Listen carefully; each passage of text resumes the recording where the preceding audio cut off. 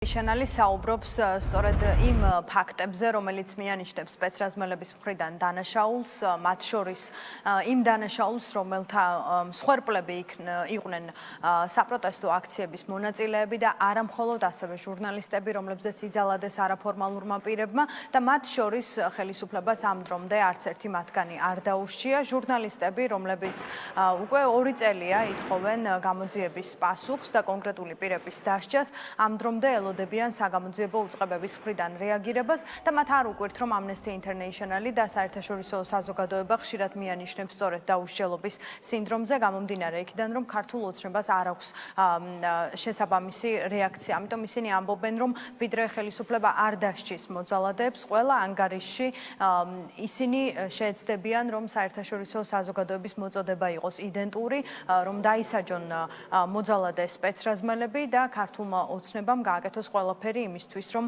სამართალი მათ შემთხვევაში დადგეს. ბოლო დროს გამოქვეყნებული საერთაშორისო ორგანიზაციების ყველა ანგარიში რატომღაც მახსენებს ჩემს ბავშვობას, როდესაც ხუთოზანთა დაფაზე აკრავდნენ ადამიანებს, რომლებიც ძალიან ბევრს შრომობდნენ ამისთვის. მეც ვიყავი ერთ-ერთი და ქართული ოცნება ძალიან ბევრს იღწვის და ძალისხმევას არიშურობს იმისთვის, რომ ოროსანთა სამარცხვინო დაფაზე იყოს გამოკრული, ოღონდ საქართველოს მასშტაბით კი არა, მთელი მსოფლიოს მასშტაბით. არაფერი ახალი და განსაკუთრებული ამ ანგარიშებში არ არის. ისინი ასახავენ რეალობას, რომელიც რეალურად ხდება ჩვენს ქვეყანაში. ჩემი შემთხვევა უბრალოდ არის ერთ-ერთი მაგალითი სამწუხაროდ. ბევრი მაგალითი გვაქვს ასეთი და ეს ადამიანები არ ჩამოიხსნებიან ამ სამარცხვინო დაფიდან მანამდე, ვიდრე არ შეცვლიან საკუთარ პოლიტიკურ კურსს, რასაც როგორც ხედავთ არაპირებენ, ამიტომ დიდხანს მოუწევთ, როგორც ხვდები ამ დაფაზე ყოფნა, თუ ხელისუფლებაში დარჩნენ დიდი ხნით. სტაბილურად ვიღებთ სულ უფრო და უფრო ცუდ განახლებებს, ცუდ შედეგებს, რაც აუცილებლად აისახება ჩვენს ქვეყანაზე, აისახება იმაზე, რამდენად თავისუფლად შევძლებთ შემდგომ მიმოსვლა, თავისუფლად შევძლებთ რაღაც სხვადასხვა პროექტებში ჩართულობას პარტნიორებთან. ეს იქნება იმის ერთ-ერთი ნიშანი, რომ მაგალითად რაღაცა მოხდეს ჩვენს ქვეყანაზე რაღაცა შეზღუდვების დაწესება, იმიტომ რომ როგორც წესი, რაღაცა პოლიტიკოსები, სხვადასხვა ქვეყნის ლიდერები ყოველთვის ითვალისწინებენ ხოლმე თუ რა მდგომარეობაა ამ ქვეყანაში და ამისთვის ყველაზე ესეთი თვალსაჩინო მაგალითია ხოლმე ესეთი ორგანიზაციების ანგარიშები. რაც შეეხება ქართული ოცნების პასუხს, სახელმწიფო პარტიის მხრიდან უკვე 2 წელია ერთნაირი და იდენტური პასუხები გვესმის, რომ მათ ვერ მოახერხეს მოძალადეების იდენტიფიცირება, რომ გამოძიება მიმდინარეობს და ამ დრომდე მათი სურვილიც არის, რომ მოძალადეები დაისაჯონ, თუმცა ფაქტია, რომ 2 წელია მოქალაქეები ელოდებიან მოძალადეების დასჯას და ამაზე ხელისუფლებას სხვა ტიპის რეაგირება ამ დრომდე არ ქონია. დღეს ისინი გვეუბნებიან, რომ ძალადობას გმობენ, რომ ფაქტობრივად შეგვიძლია ვთქვათ, რომ დღესაც არ მოგვისმენია მათგან სიახლე. დღეს პირიქით მათ ისრები მიმართეს Amnesty International-ის მისამართით, ამბობენ, რომ ამ ანგარიშში სხვა ფაქტობრივი უზუსტობებია, რის გამოც უნდობლობას უცხადებენ. რაც შეეხება მოძალადეების დასჯას, გვეუბნებიან, რომ იმედი აქვთ გამოძიება იპოვის შესაბამის პირებს და ის კადრები, რომელიც ამ ძალადობას ასახავს, არ არის მხოლოდ უტყუარი მტკიცებულება იმისთვის, რომ პროკურატურამ კონკრეტულ პირებს ბრალი წაუყენოს. თუ პოლიტიკოსები დავიწყებთ გამოძიებაში ჩარევას, ეს ადამიანები მიგვიყვანს ყოველთვის ნათელია.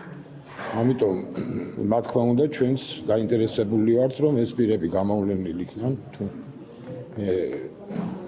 რამდენიც არ უნდა იყოს, არ არის ეს რაღაცა ისეთი რაოდენობა, კატასტროფული რაოდენობა, სადაც პირდაპირ გვაქვს ნიშნები იმისა, რომ იქ ძალა გამოსაყენებელი არ იყო. ახლა როდესაც მოლოტოვის კოქტეილის ესვრი პოლიციას და ის კი პირისპირდება, რა თქმა უნდა, ეს სხვა შემთხვევაა, მაგრამ ჩვენთვის ცნობილია ეს ფაქტები, როდესაც ამ ძალის გამოყენება ნამდვილად საჭირო არის. არც ის გვინდა, რომ ვინმე მივიყვანოთ სასამართლოში და შემდეგ მტკიცებულებების არ ქონის გამო, ან სუსტი მტკიცებულებების გამო გამოვიდეს გამონაკლებელი ანაჩენი. და თავიანთ ქვეყანაში ან ამერიკის შეერთებულ შტატებში, ან ბრიუსელში, აბა რომელიმე აქტივისტმა, ჟურნალისტმა თუნდაც სახეში გაარტყას, აბა პოლიციას და სახში გაუშვებენ, მაგრამ ჩვენთან მოსულა, ჩვენთან სახში უნდა გაგვიშვა, ხო?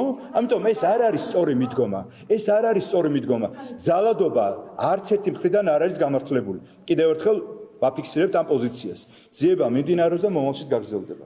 არაერთხელ გვიმხელია ასეთი განცხადებები ტყუილის გავრცელებაში, მაშინ როდესაც არქიპის სასამართლო ეგრეთ წოდებულ პოლიტიზირებულ საქმეებზე და პოლიტიკური სარჩულის მქონეს, როდესაც საუბრობენ, მათ შორის ჩვენს ქვეყანაში აკრედიტებული დიპლომატიური ორგანიზაციების წარმომადგენლები, შემდეგ არქიპის სასამართლო ყველა შემთხვევაში ამბობდა, რომ საქართველოს მართლმსაჯულება არის მართალი, ხოლო ნებისმიერი სხვა პირის საწინააღმდეგო მტკიცებელი არის ჩვეულებრივი მათყუარა, მაგრამ ამ მათყუარების მხრიდან არც ერთხელ არ მოგვისმენია ბოდიშის მოხდა.